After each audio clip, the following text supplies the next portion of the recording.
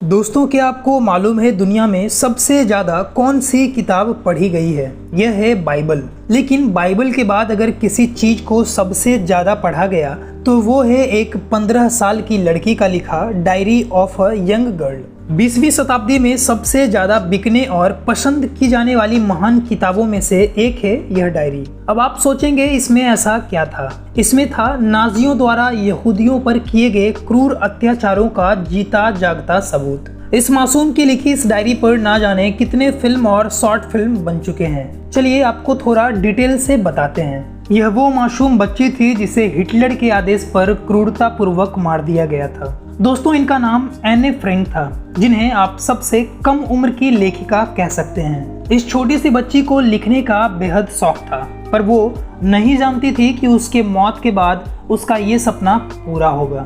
एने फ्रैंक का जन्म 12 जून 1929 को जर्मनी के फ्रैंकफर्ट शहर में हुआ था। इसका कसूर सिर्फ इतना था कि ये एक यहूदी परिवार में जन्म ली।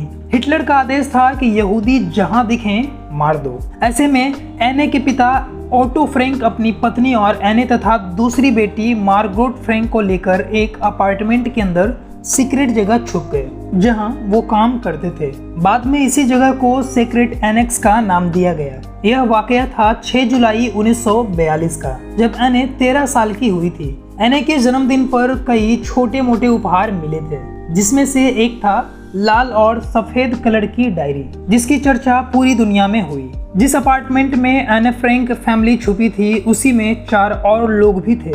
इस सीक्रेट एनेक्स में एने और उसकी फैमिली ने 2 साल 35 दिन बिताए और इसी दौरान एने ने पूरी डायरी लिखी।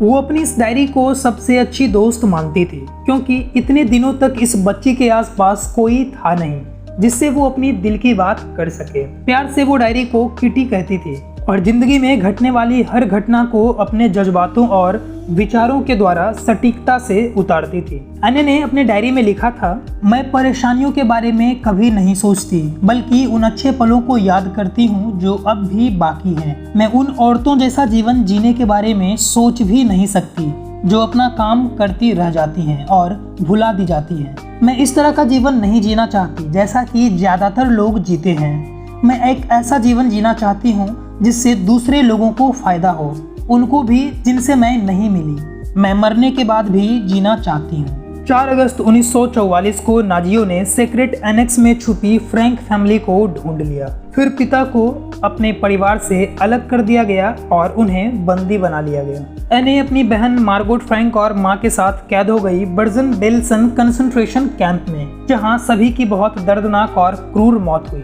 पकड़े गए सभी लोगों में से सिर्फ एने के पिता ही जीवित बचे थे। वापस आने के बाद इन्हें पता चला कि उनकी पत्नी और 2 बेटियां अब जीवित नहीं हैं। बाद में मीपगीस ने उन्हें डायरी के साथ बाकी चीजें वापस की। मीपगीस एने की एक दोस्त थी जो यहूदी नहीं थी, इसलिए वो सुरक्षित थी और एने के पकड़े जाने के बाद वो सारा सामान रख ली थी। बाद में ओटो ने एने की डायरी को पढ़ा और नम आंखों से सोचा कि क्यों ना इसे पब्लिश किया जाए। पब्लिश करने के बाद डायरी को 70 से अधिक भाषाओं में ट्रांसलेट किया गया। काश आज एने ये सब देख पाती कि इतने छोटे उम्र में उसने दुनिया के हर इंसान को जिंदगी जीने की एक कला सिखाई।